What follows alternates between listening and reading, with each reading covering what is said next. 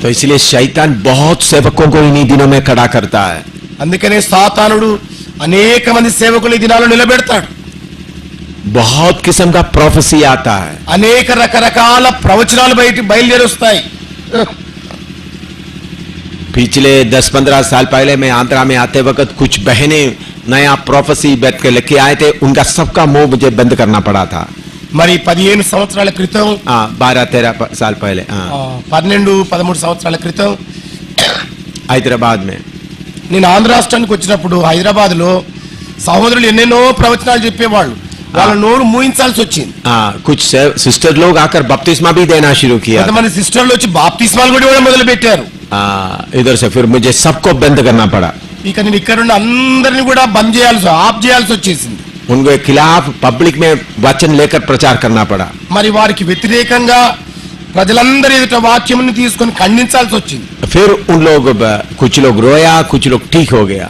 మరి వాళ్ళు కొంతమంది ఏడ్చారు, కొంతమంది సరి చేసుకున్నారు. मैंने बोला ऐसा सेवा नहीं करना, पूरा सेवा वचन के अनुसार होना. నేను చెప్పాను ఇలాగ సేవ జరగొద్దు, సేవ అంతా కూడా వాక్యానుసారమైనది ఉండాలని చెప్పి. अगर वचन के अनुसार सेवा नहीं करेगा तो प्रभु कबूल नहीं करेगा. మరి వాక్యానుసారమైన సేవ చేయనట్లయితే దేవుడు అంగీకరించడని చెప్పాను.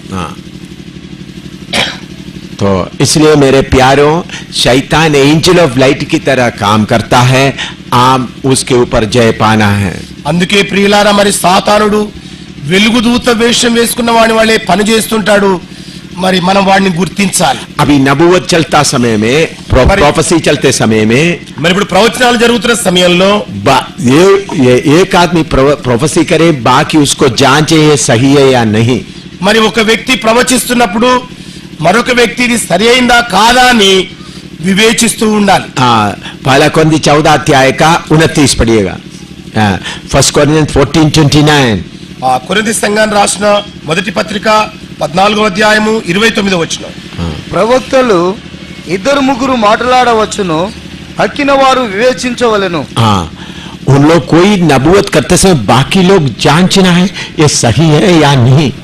మరి ఒకరు ప్రవచిస్తున్న సమయంలో 2-3 అవును ఇది నిజమా కాదా అని వివేచించాలి.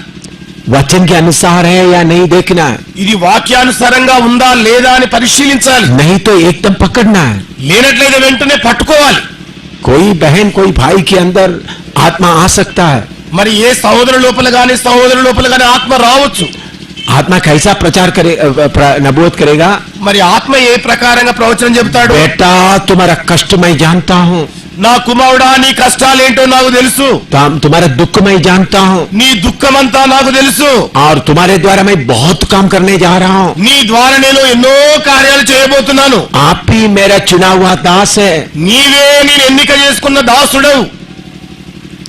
आपको मालूम है सीडी स्टीफन गुमराह होने का मेन कारण.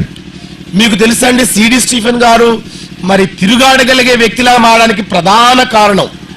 उधर में रामनगर में एक बहन के अंदर दुष्टात्मा है. మరి హైదరాబాద్ లో రామ్నగర్ లో ఒక సహోదరు లోపల దుష్టాత్మ వచ్చింది. वो उनके अंदर दुष्टात्मा वास करता है. ఆమె లోపల దుష్టాత్మ నివాసం ఉంటుండేది. सीडी स्टीफन उनके साथ जाकर प्रार्थना करने के लिए बैठ गया. మరి సిడి స్టీఫెన్ గారేమో ఆ సహోదరుడితో వెళ్లి ప్రార్థన చేయడానికి గడిపాడు. वो सीडी स्टीफन के अंदर का से वो आत्मा बोलना शुरू किया. మరి సిడి స్టీఫెన్ గారు ఆత్మ చెబుతున్నది, इस हैदराबाद में सिर्फ तुम को ही मैं परमेश्वर का अभिषेक समझता हूँ. ఈ హైదరాబాద్ నగరం అంతట్లో కేవలం నిన్నే నేను దేవుని అభిషేక్తునిగా ఒప్పుకుంటున్నాను. बाकी कोई परमेश्वर का अभिषेक नहीं है. మిగతా ఎవ్వరు కూడా దేవుని చేత అభిషేకించబడిన వారు కారు. तुमको ही मैं सिर्फ डरता हूँ. నీకే నేను భయపడతాను. बाकी किसी को नहीं डरता हूँ. మిగతా ఎవ్వరికి నేను భయపడను. और सीडी स्टीफन ऊपर हो गया. ఇక సిడి స్టీఫెన్ గారు ఉప్పొంగిపోయారు పైకి. वो आत्मा अंदर आ गया. ఆ ఆత్మ లోపలికి వచ్చేసింది. वो आत्मा जब तक सीडी स्टीफन के अंदर से नहीं जाएगा सीधा नहीं होगा. మరి ఆ ఆత్మ ఎప్పటి వరకైతే సిడి స్టీఫెన్ గారిలో నుండి బయటికి పోదో ఆయన సరికాలేడు. और कब वो आत्मा वापस बाहर जाएगा. మరి ఎప్పుడు ఆత్మ బయటికి వెళ్తుంది. जब सीडी स्टीफन को मालूम होगा मैं अपने आप को बढ़ाते हुए चल रहा हूं, मैं परमेश्वर के वचन के खिलाफ चल रहा हूं, प्रभु मुझे छुड़ाओ कर प्रार्थना जब तक नहीं करेगा छुटकारा नहीं होगा. మరి ఎప్పటి వరకైతే సిడి స్టీఫెన్ గారు నన్ను నేనే హెచ్చించుకుంటూ వాక్యానుసారం కాకుండా మరి గొప్పనైపోవాలనే భావం నుండి బయటపడడానికి వాక్యానికి లోబడి తాను సరి చేసుకోగలిగితే దేవుడు అతన్ని దాని నుండి విడుదల చేస్తాడు. ऐसा नहीं तो नहीं होगा. ఇలా చేయనట్లయితే జరగనే జరగదు. शैतान क्या करता है? సాతాను ఏం చేస్తాడు? जल्दी जल्दी कोई आदमी आगे जाते तो पीछे से उसको धक्का भी देता है. మరి ఒక వ్యక్తి ముందు నడుస్తుంటే ఇంకాస్త ముందుకెళ్ళినట్లు వెనకండి తోసేస్తాడు. पीछे से धक्का देता है. వెనకండి తోపు దోస్తాడు. इसलिए हर व्यक्ति बहुत डर से चलना है. అందుకే ప్రతి మనుషుడు భయముతో నడవాలి. गलाती